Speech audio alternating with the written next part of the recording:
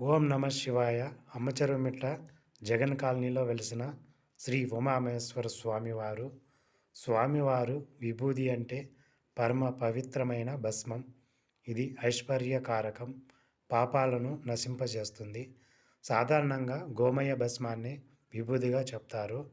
ఆవు పేడను సేకరించి పిడకలు లేదా ఉండలుగా చేసి వాటిని ఆరబెడతారు. ఆ పేడలో దాదాపు 16 రకాల ఔషధ గుణాలున్నాయి. ఈ పిడకల్ని ధాన్యపు పొట్టులో కానీ గడ్డితో కానీ అరలుగా పేర్చి మాస శివరాత్రి రోజున వేద మంత్రోచ్చారణ మధ్య కాలుస్తారు. ఈ పద్ధతిని విరజ హోమం అంటారు. కాలాక వాటిని తడిపి ఆరబెడతారు. దీన్ని దిమ్మలుగా చేసి విభూది పండ్లుగా భక్తులకు అందజేస్తారు. ఓం నమ శివాయ. ఓం నమ శివాయ.